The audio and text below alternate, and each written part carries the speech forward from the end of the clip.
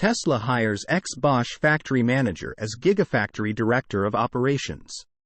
Tesla has recruited a well-seasoned professional in the field of automotive parts manufacturing, who will lead Gigafactory-related operations in the United States. The new exec is Dr. Michael Schmidt, who worked for car parts supplier Bosch for the past 25 years, and has been an important part of the German company's manufacturing efforts on multiple continents, including Asia, Europe, and North America.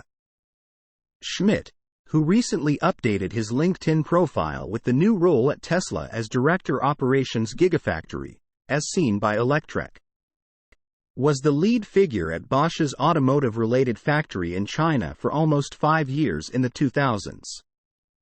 Then, he took on the role of technical plant manager and later general manager of Bosch Mexico, leading 4 automotive plants in the United States and Mexico, specializing in electrical drives and powertrain solutions, among other things, according to his LinkedIn profile. Before joining Tesla, Schmidt was the chief operating officer of Bosch Rexroth, leading operations and research and development for factory automation and hydraulics in Canada, the United States, and Mexico. With a doctorate of natural sciences in technical physics and applied physics from the University of Darmstadt in Germany, Tesla's latest high-profile hire seems like the right choice, considering its ambitious plan of ramping up production from 2 million vehicles per year to 20 million units per year by the end of the decade.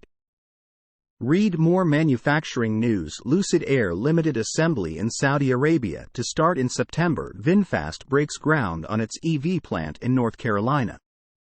Yesterday, we wrote about another exec joining the company's ranks, with Michael Hildebrand getting the role of leader of Gigafactory Nevada expansion engineering and construction.